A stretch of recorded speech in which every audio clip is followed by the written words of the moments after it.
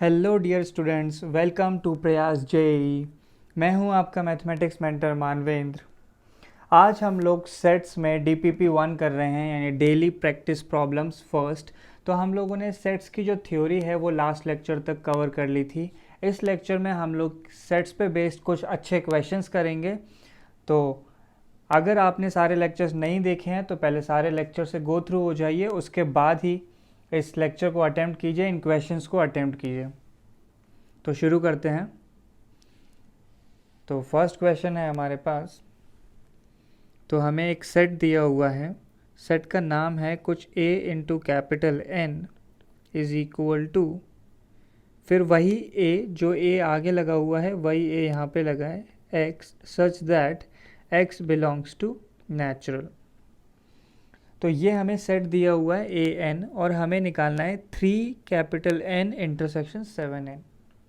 तो 3n हमारे पास क्या हो जाएगा, a की जगह क्या वैल्यू रखी हमने 3, तो a की जगह 3 वैल्यू रखी, तो यहाँ क्या हो जाएगा 3x such that x belongs to natural. तो ये वैल्यू आ गई हमारे पास 3n की।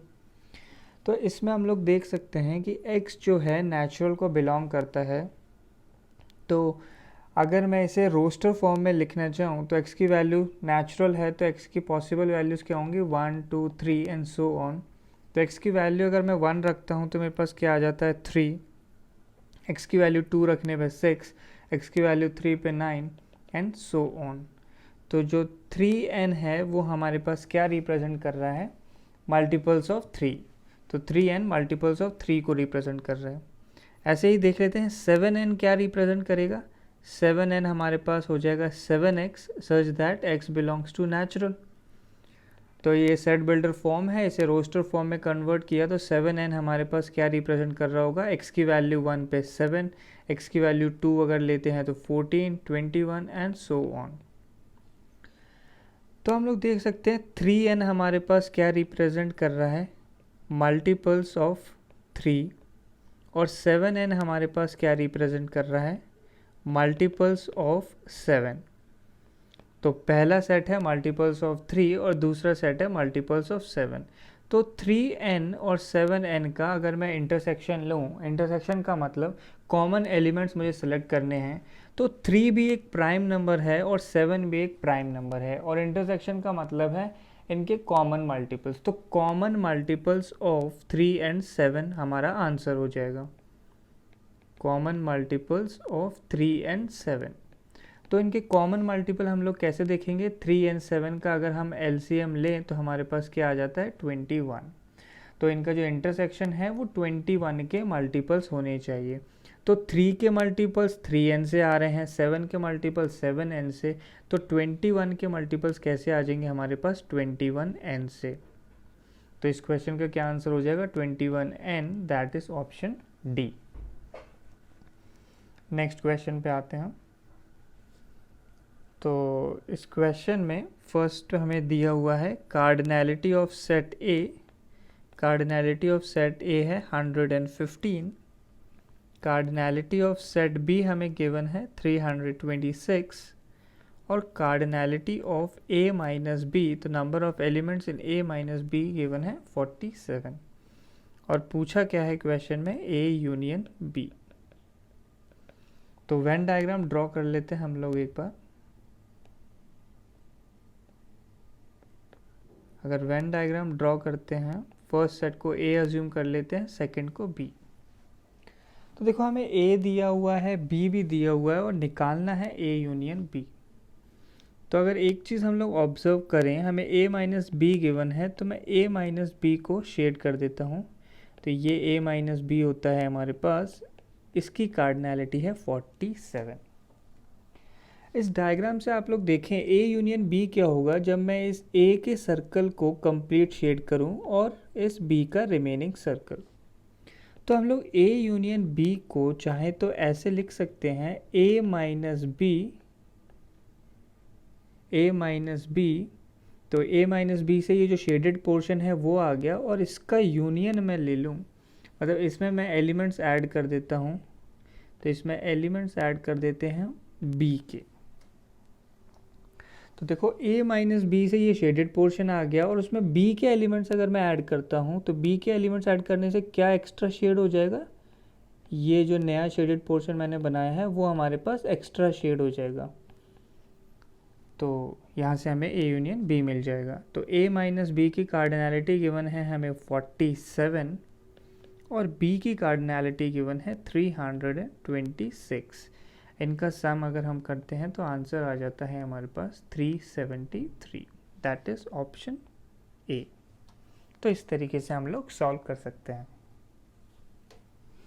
नेक्स्ट क्वेश्चन पे बढ़ते हैं। तो थर्ड क्वेश्चन है हमारे पास, India Today conducted a survey of people taking tea और coffee. Out of 9,000 people 5,550 people take tea. तो एक सेट मान लेते हैं कैपिटल टी, उसकी कार्डिनैलिटी हमें गिवन है 5,550 550। तो ये हो गया T. Next 3,600 people take coffee. तो कैपिटल सी एक सेट मान लेते हैं, उसकी कार्डिनैलिटी गिवन है 3,600। And 1,500 people take both tea and coffee. Both tea and coffee का क्या मतलब हो गया, टी इंटरसेक्शन सी, इसकी वैल्यू हमें गिवन है 1,500। हमें निकालना है how many people take neither tea nor coffee. तो इस डायग्राम में हम लोग टी और सी को मार्क कर लेते हैं।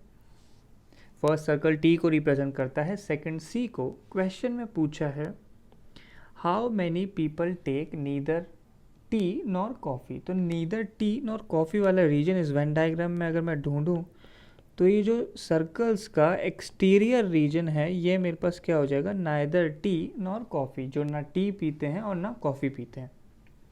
तो हमें सर्कल्स का एक्सटीरियर का रीजन चाहिए।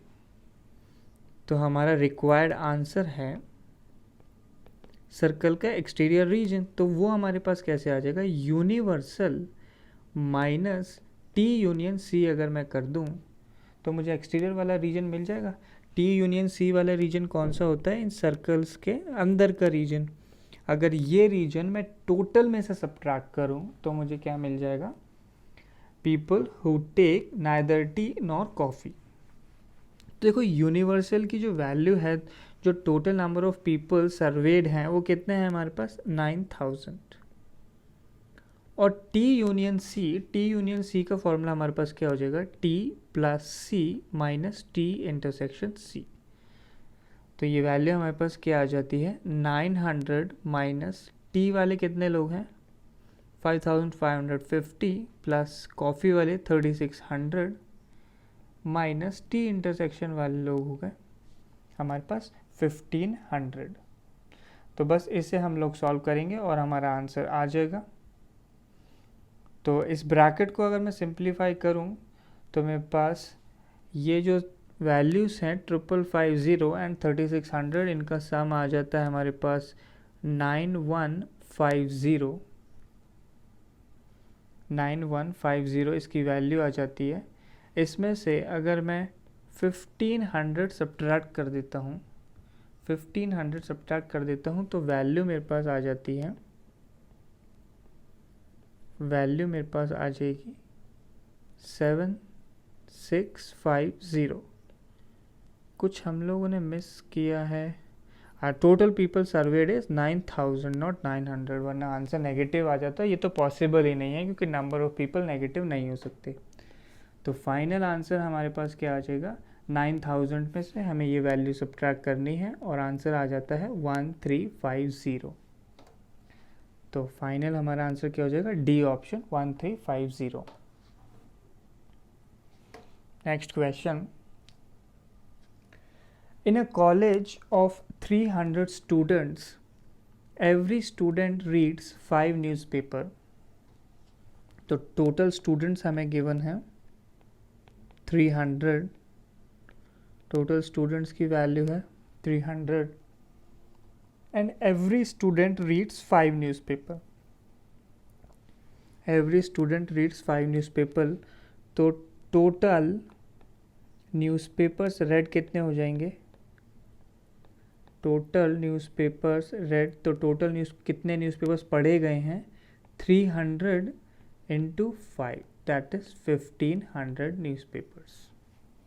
तो टोटल इतने न्यूज़पेपर्स पढ़े गए हैं। And every newspaper is read by 60 students. हर न्यूज़पेपर जो है 60 स्टूडेंट्स पढ़ रहे हैं। तो टोटल न्यूज़पेपर्स रेड जो हैं हमारे पास 1500 हैं and every newspaper is read by 60 students। तो नंबर ऑफ न्यूज़पेपर्स हमारे पास कितने आ जाएंगे? बेसिक यूनिटरी मेथड है, नंबर ऑफ न्यूज़पेपर्स हमारे पास कितने आ जाएंगे? 1500 by 60 total divided by number of newspaper read by 1 student.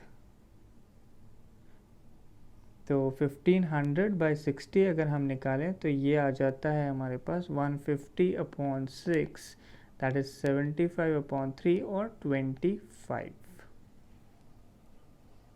तो आंसर आ जाता है हमारे पास सी दैट इज एग्जैक्टली 25। तो क्लियर हो गया होगा ये क्वेश्चन। सिंपल यूनिटरी मेथड था हमारे पास, इसमें सेट्स का कोई खासा लॉजिक यूज नहीं हो रहा है। Next question, in a survey of 200 people of a town, it was found that 120 like T। तो अगर मैं एक सेट अज्यूम करूँगा T के लिए कैपिटल T तो उसकी वैल्यू हमें गिवन है 120। 90 लाइक कॉफ़ी, तो एक सेट कैपिटल C गिवन है, उसकी वैल्यू कितनी हो जाएगी? 90। एंड 70 लाइक कोल्ड ड्रिंक, तो कोल्ड ड्रिंक के लिए मैं सपोज कैपिटल D यूज़ कर रहा हूँ, तो इसकी वैल्यू हमारे पास कितनी हो जाएगी? 70। टी की वैल्यू 120, कॉफ़ी की 90 एंड कोल्ड ड्रिंक की 70। तो ये गिवन वैल्यूज़ हैं। Next 40 like T and coffee, तो टी एंड कॉफ़ी मतलब टी इंटरसेक्शन C, उसकी वैल्यू हमें गिवन है 40। 30 like coffee and cold drink, coffee and cold drink, तो C इंटरसेक्शन D की जो वैल्यू है वो है 30। Next 50 like cold drink and T, 50 like cold drink and T, तो T इंटरसेक्शन D ये वैल्यू गिवन है 50। And 20 none of these beverages, तो 20 नन ऑफ दीज बेवरेजेस। अच्छा, अब क्वेश्चन में अगर हम देखें तो total number of people served हमें गिवन है 200। ठीक है, टोटल वैल्यू जो है हमें गिवन है 200 और नन ऑफ दीज बेवरेजेस की वैल्यू कितनी है? 20। नन ऑफ दीज बेवरेजेस ऐसे लोग जिन्हें इनमें से कोई भी बेवरेज पसंद नहीं है, वो रीजन इस डायग्राम पे अगर मैं मार्क करूं तो हमारे पास क्या आ जाएगा?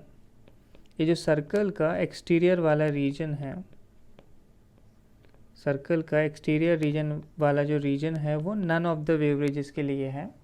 तो इसकी वैल्यू क्वेश्चन में 20 गिवन है। टोटल वैल्यू 200 है और नन की वैल्यू 20 गिवन है। इसका मतलब अगर मैं T union C union D की वैल्यू देखता हूँ तो वो मेरे पास कितनी आ जाएगी? 200 माइनस 20 दैट इज़ 180। ठीक है, सर्कल्स के इंटीरियर की जो वैल्यू है वो हमारे पास आ जाती है 180। तो हमारे पास T union C union D का जो फॉर्मूला है वो क्या बनता है? T plus C plus D minus T intersection C minus C intersection D minus T intersection D plus T intersection C intersection D। तो ये हमारे पास यूनियन का फॉर्मूला है। पहले एक एक करके ऐड करना है, फिर दो दो का इंटरसेक्शन सब्ट्रैक्ट करना है, फिर 3 का इंटरसेक्शन ऐड करना होता है। तो हमारे पास क्या वैल्यू आ जाती है? 180 is equal to T plus C plus D, तो T की वैल्यू है 120 प्लस 90 प्लस 70 माइनस अगर मैं कॉमन ले लेता हूँ तो ब्रैकेट में क्या वैल्यू आ जाएगी? T इंटरसेक्शन C गिवन है 40, C इंटरसेक्शन D गिवन है 30 और T इंटरसेक्शन D गिवन है 50 और साथ में क्या value? T intersection C intersection D। यही जो क्वेश्चन में पूछा है, number of people who like all the 3 beverages. तो अगर मैं इसकी वैल्यू निकाल लेता हूँ इन तीनों के इंटरसेक्शंस की, तो मुझे अपना आंसर मिल जाएगा। तो सिंप्लीफाई करते हैं, तो 180 इज इक्वल टू, इन तीनों का जो सम है वो हमारे पास कितना आ जाता है, 120 प्लस 90 हो जाएगा 210 प्लस 70 हो जाएगा 280। तो ये वैल्यू हो गई 280 माइनस ब्रैकेट को अगर सिंप्लीफाई करें तो 40 plus 30 is 70 plus 50 is 120 plus T intersection C intersection T. तो यहाँ से अगर मैं सॉल्व करता हूँ तो T intersection C intersection D मेरे पास आ जाता है 180 माइनस 280 प्लस 120। तो ये वैल्यू हमारे पास सॉल्व करके आ जाती है 20। तो ये सिंपल फॉर्मूला बेस्ड क्वेश्चन था हमारे पास, इसका आंसर आ जाता है B20। अगले क्वेश्चन पे बढ़ते हैं। तो नेक्स्ट क्वेश्चन, तो इस क्वेश्चन को सॉल्व करने के पहले आप लोग ध्यान रखें कि ये मल्टी करेक्ट क्वेश्चन है हमारे पास, तो मोर देन वन ऑप्शंस इसके करेक्ट हो सकते हैं, मल्टी करेक्ट क्वेश्चन है। तो क्वेश्चन गिवन है, in a group of 50 students, तो टोटल स्टूडेंट्स कितने गिवन है 50, the number of students studying French, English and Sanskrit were found to be as follows. तो अगर मैं एक सेट अज्यूम करता हूँ फ्रेंच के लिए कैपिटल F, तो उसकी वैल्यू है 17, इंग्लिश की वैल्यू तो कैपिटल E है 13, संस्कृत कैपिटल S अज्यूम किया तो इसकी वैल्यू है 15।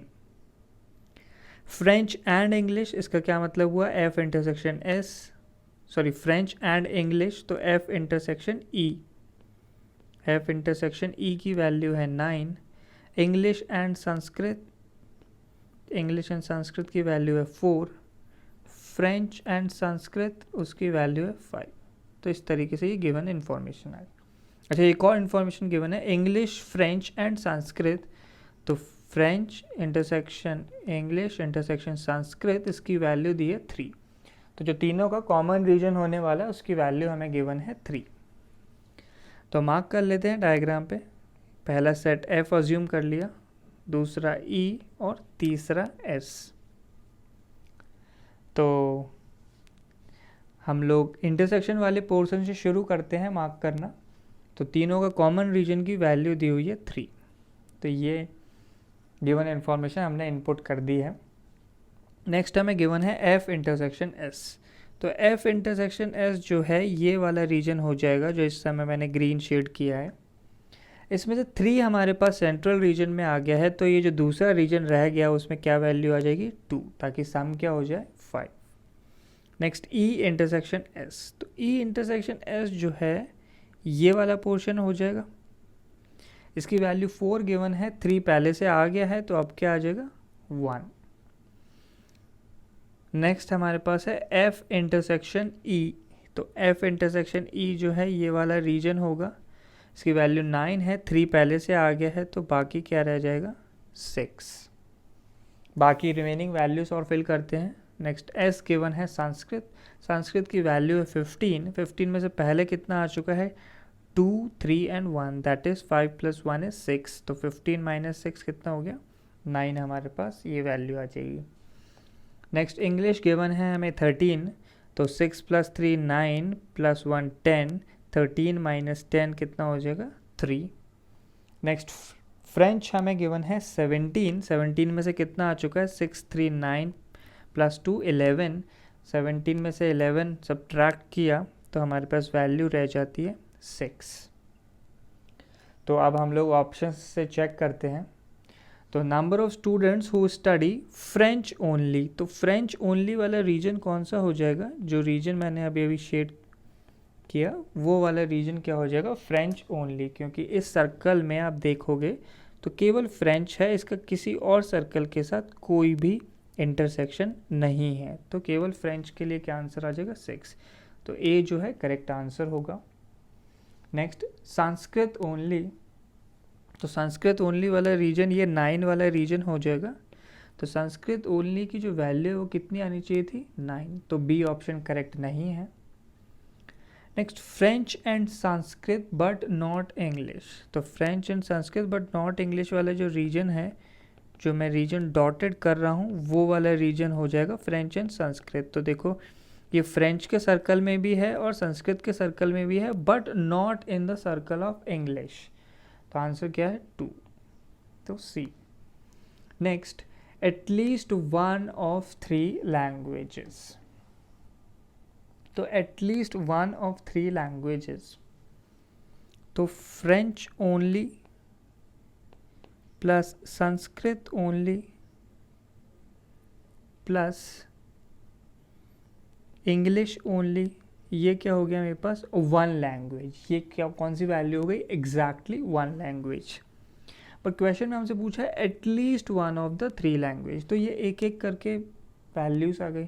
ऐसे मैं 2-2 लैंग्वेजेस की वैल्यू ले लूँ, 3-3 लैंग्वेजेस की वैल्यू ले लूँ, तो जो भी डेटा हमारे पास डायग्राम में मेंशन्ड है उन सब का अगर आप सम ले लोगे तो हमारे पास एटलीस्ट 1 लैंग्वेज की का जो है डायग्राम हमें पता चल जाएगा।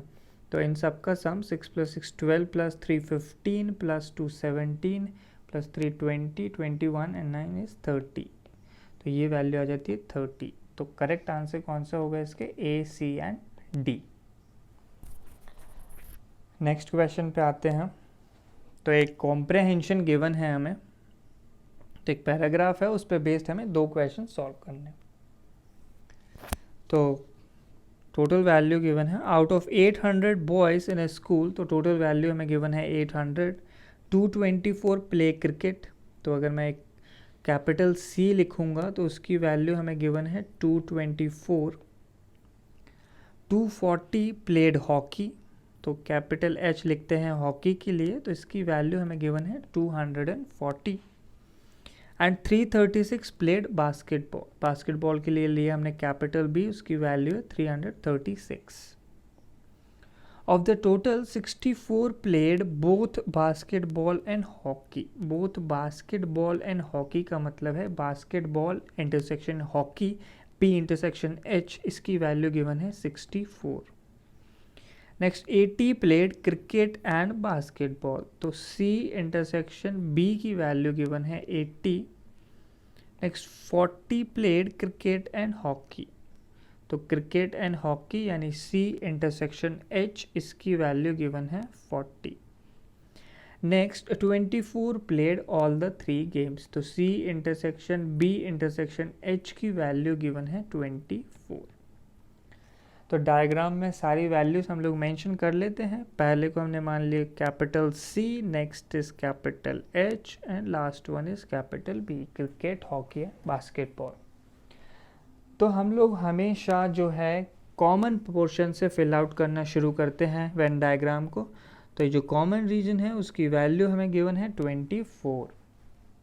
नेक्स्ट सी इंटरसेक्शन एच, तो सी इंटरसेक्शन एच वाला जो रीजन है हमारे पास ये रीजन हो जाएगा जिसमें से 24 आ चुका है, टोटल वैल्यू है 40, 40 - 24 इज 16। नेक्स्ट वैल्यू जल्दी जल्दी हम लोग फिल कर लेते हैं। सी इंटरसेक्शन बी की वैल्यू जो है हमें 80 गिवन है, 80 में से अगर 24 सब्ट्रैक्ट किया तो वैल्यू हमारे पास आ जाती है 56।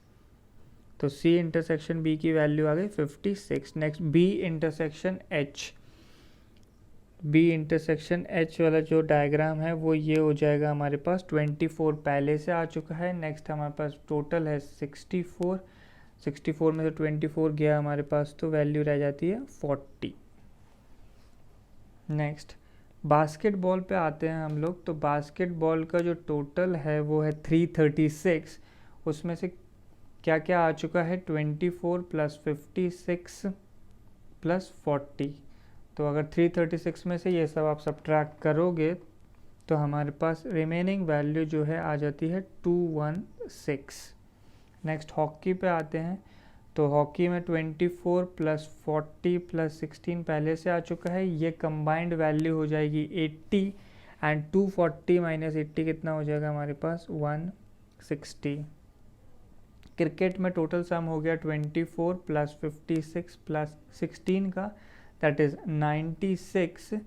और 224 में से अगर मैं 96 सब्ट्रैक्ट करता हूँ तो आंसर आ जाता है 128। तो सारी वैल्यूज हमने फिल कर ली है। अब क्वेश्चन से बढ़ते हैं। तो फर्स्ट क्वेश्चन है the number of boys who did not play any of the game. तो हम तो सारी वैल्यूज भर रहे थे डायग्राम में, और उन्होंने क्वेश्चन पूछा है number of boys who did not play any game, यानी कि एक्सटीरियर वाला रीजन आ जाएगा। तो एक्सटीरियर वाले रीजन के लिए मुझे टोटल में से जो मैंने सारी वैल्यूज लिखी हैं उनका सम सब्ट्रैक्ट करना होगा।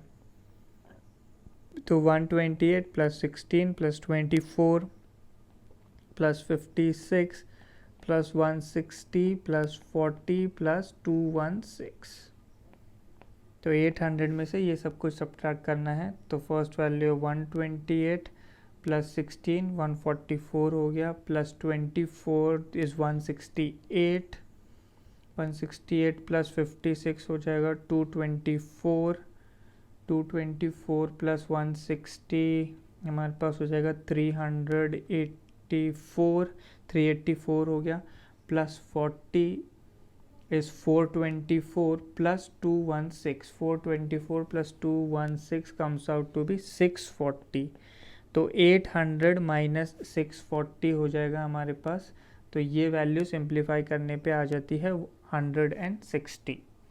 तो number of boys who did not play any game, यानी एक्सटीरियर वाला रीजन आ जाएगा। टोटल माइनस जो भी वैल्यूज लिखी वो करना था, तो आंसर आ गया कितना 160। Next the number of boys who played cricket only. Cricket only, तो क्रिकेट ओनली वाला रीजन कौन सा हो जाएगा, ये वाला रीजन हो जाएगा। तो ये वैल्यू 128, तो सेकंड का आंसर क्या आ गया 128। अगले क्वेश्चन पे आते हैं। तो नेक्स्ट क्वेश्चन है let F1 be the set of parallelograms. तो F1 हमें एक सेट दिया है ऑफ पैरेललोग्राम्स, तो ऐसे पैरेललोग्राम को शॉर्ट में लिख लेते हैं। Next F2 is the set of all rectangles. F2 जो है सेट ऑफ रेक्टेंगल्स है। F3 is set of all rhombuses. F4 is the set of all squares. Last है F5 is the set of all trapeziums. तो जब class 8th या 9th में आपने सारे टाइप के ये क्वाड्रिलेटरल्स पढ़ ही लिए होंगे, parallelogram, rectangle, rhombus, squares and trapeziums, तो इनमें हमें पता होना चाहिए स्क्वायर जो होता है इन सबका स्पेशल केस है। Square is a parallelogram, square is a rectangle, square is a rhombus and square is a trapezium. तो हमसे पूछा है देन F1 में बी इक्वल टू, F1 क्या है पैरेललोग्राम, इनमें से पैरेललोग्राम क्या हो सकता है। फर्स्ट ऑप्शन है F2 intersection F3, rectangle intersection rhombus. Rectangle और रोम्बस का अगर आप इंटरसेक्शन लेते हो F2 इंटरसेक्शन F3, तो वो क्या हो जाएगा स्क्वायर हो जाएगा हमारे पास। रेक्टेंगल और रोम्बस में क्या कॉमन होता है, स्क्वायर। स्क्वायर में रेक्टेंगल और रोम्बस दोनों की प्रॉपर्टी होती है। तो क्लियरली ए ऑप्शन तो नहीं होगा। B is F3 intersection F4, rhombus और स्क्वायर का इंटरसेक्शन।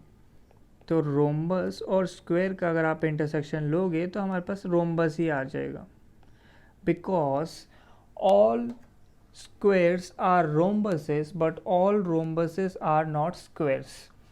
तो जो स्क्वायर हैं वो स्पेशल केस ऑफ रोम्बस होते हैं।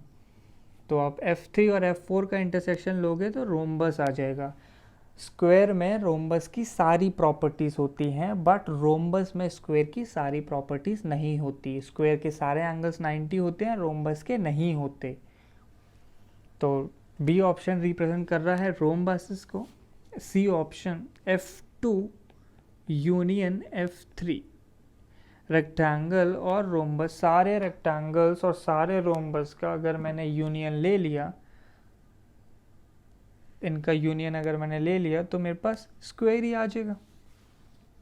सॉरी, स्क्वायर नहीं, रेक्टेंगल और रोम्बस दोनों का यूनियन हो जाएगा। सिंपली हम ऐसा सोच सकते हैं, रेक्टेंगल और रोम्बस दोनों मिल जाएंगे। तो सी ऑप्शन भी नहीं होगा। नेक्स्ट डी ऑप्शन, F2 यानी rectangle union rhombus union square union trapezium. बिल्कुल, ये ऑप्शन जो है एकदम सही है। रेक्टेंगल पैरेललोग्राम ही होता है, रोम्बस भी पैरेललोग्राम है, स्क्वायर भी पैरेललोग्राम है और ट्रेपीजियम भी पैरेललोग्राम है।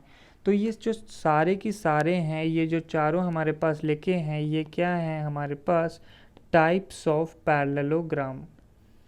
तो ये पैरेललोग्राम के सारे टाइप्स लिखे हैं। तो पैरेललोग्राम के ये अलग अलग टाइप्स हैं, इन्हें आप इनका यूनियन अगर लोगे, इन सब को अगर ऐड कर दोगे तो हमें फाइनली क्या मिलना चाहिए, पैरेललोग्राम। तो इसका आंसर क्या हो जाएगा, डी। नेक्स्ट क्वेश्चन पे आते हैं। Two finite sets have m and n elements. एक सेट दिया है उसमें m एलिमेंट्स हैं, दूसरे में n। The number of elements in the power set of first set. तो फर्स्ट सेट जो है उसमें हमारे पास m एलिमेंट्स हैं, तो इसके पावर सेट में कितने एलिमेंट्स होंगे। पावर सेट की कार्डिनैलिटी होती है 2⁻m हो जाएगा हमारे पास। जितने नंबर ऑफ एलिमेंट्स उसे हमें 2 के एक्सपोनेंट में लगाना है। सेकंड सेट, तो the number of elements in the power set of first set is 48 more than the total number of elements in the power set of second set. तो second set में हमारे पास दिए हुए हैं n एलिमेंट्स, तो इसके power set में कितने एलिमेंट्स आ जाएंगे, 2⁻n। And the number of elements in the power set of first is more, first is more, तो 2⁻m माइनस 2⁻n हमें गिवन है 48। तो हमारे पास इक्वेशन बन गई है। इक्वेशन में दो वेरिएबल हैं m और n, तो हम इस टाइप की इक्वेशन को डायरेक्टली सॉल्व नहीं कर सकते। अगर हमारे पास number of variables is greater than the number of equations, number of variables greater than number of equation, तो हम डायरेक्टली सॉल्व नहीं कर सकते हैं, हमें हिट एंड ट्रायल वगैरह कोई मेथड यूज़ करना होगा। तो 48 को अगर आप देखो तो ये हमारे पास 2 की पावर्स में अगर मैं देखूं तो ये 64 माइनस 16 लिखा है। 64 कितना होता है, 2⁻6 और 16 होता है 2⁻4। डायरेक्टली कंपेयर कर लेते हैं तो m की वैल्यू हमारे पास 6 आ जाती है और n की वैल्यू जो है 4, तो 6 एंड 4। हिट एंड ट्रायल से करना था इस क्वेश्चन को, तो सी ऑप्शन आ जाता है 6 एंड 4। नेक्स्ट क्वेश्चन पे आते हैं। Suppose A1, A2, A30, A1, A2 up till A30 are 30 sets, each having 5 elements। 30 set हैं, हर में 5 एलिमेंट्स हैं, तो टोटल एलिमेंट्स कितने हो गए हमारे पास, total elements in A set ये हमारे पास हो गया कितना, 150। Next B1, B2 up till Bn are n sets each with 3 elements। n sets हैं, हर में 3 एलिमेंट्स हैं, तो टोटल एलिमेंट्स इन B कितने हैं हमारे पास, total elements in B given हैं 3n। नेक्स्ट एक और रिलेशन दिया हुआ है, union of ai is equal to 1 to 30। इसका क्या मतलब हुआ कि i की वैल्यूज़ आप लोग 1 से शुरू करिए और बीच में यूनियन लगाते जाइए और कहाँ तक लेनी है वैल्यूज़ 30 तक। तो ये कैसे बनता है, जब मैंने i की वैल्यू 1 ली तो a1, फिर मैंने यूनियन लगाया, फिर i की वैल्यू 2 ली तो a2, फिर मैंने यूनियन लगाया, फिर i की वैल्यू 3 ली, फिर यूनियन लगाया, एंड सो ऑन। लास्ट में i की वैल्यू कहाँ तक जा रही है, जो टॉप में वैल्यू लिखी है 30 तक। ये चीज़ हमें किसके इक्वल दी हुई है, s के equal. Union of i equal to 1 to 30 ai is equal to, ये s दिया है, ऐसे union of j is equal to 1 to n bj। अब यहाँ j की वैल्यूज़ जो हैं 1 से लेके n तक जा रही हैं, तो j की वैल्यूज़ चेंज होंगी। j की वैल्यू कहाँ से शुरू हो रही है, 1 से, तो b1 लिया, फिर हमें ऐसे यूनियन लगाना है, फिर j की वैल्यू 2 हो जाएगी, फिर ऐसे j की वैल्यू 3 हो जाएगी, और कहाँ तक जाना है, जब j की वैल्यू ये n के इक्वल हो जाए, तो bn तक। ये भी किसके इक्वल दिया हुआ है, s के। अच्छा, तो यहाँ से एक रिलेशन हमारे पास बन जाएगा कि ये जो दोनों इक्वेशंस हैं ये एस के इक्वल हैं, तो मैं इन दोनों को इक्वेट कर पाऊंगा। And each element of S belongs to 10 of A i's. Each element of S belongs to exactly 10 of A i's. तो टोटल एलिमेंट्स इन ए हमें गिवन है 150 and each element of S belongs to 10 of AIs and exactly 9 of BJs। ठीक है, 9 of BJs। तो S का हर element 10 A में लाया करता है। S का हर element, each element of AS belongs to 10 of AIs। तो इसको अगर मैं सिंप्लीफाई करूं तो यहाँ से मेरे पास क्या वैल्यू आ जाएंगी,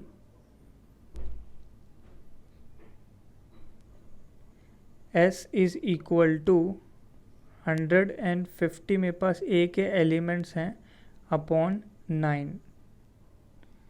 ठीक है, हर एलिमेंट जो हैं 10 अपॉन 10 एग्जैक्टली 10 AIs में लाई करते हैं। तो S की वैल्यू A से मेरे पास आ गई है 150/10।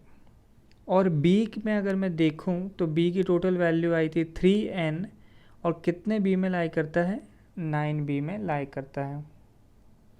तो इस इक्वेशन को अगर मैं सॉल्व करता हूं यहाँ से तो ये मेरे पास आ जाता है 150/10 15 × 3, तो n की वैल्यू यहाँ से आ जाती है 45। तो हमारा C ऑप्शन आ जाएगा। तो एक बार फिर से मैं एक्सप्लेन कर देता हूँ कैसे हमने किया है क्वेश्चन को। हमने पता है कि इस इक्वेशन से A1 का यूनियन और B का यूनियन दोनों S के इक्वल हैं। तो A से हमने देखा A के टोटल एलिमेंट्स थे 150 और S का हर एलिमेंट 10 AI में लाई कर रहा था। तो S की वैल्यू क्या आ जाएगी, 150/10। और B की जो टोटल एलिमेंट्स थे वो थे 3n और each element of S lies exactly in 9 of B's। तो 3n/9। तो यहाँ से n की वैल्यू सॉल्व करने पे 45 आ जाती है। तो हम लोगों ने सेट्स की यहाँ काफ़ी प्रैक्टिस कर ली है। तो होपफुली सारे क्वेश्चंस जो हैं आपको क्लियर हो गए होंगे। अगर कोई भी डाउट अगर आपका रह गया हो तो please ask in the comment section. Like this video, share it with your friends and classmates. Thank you.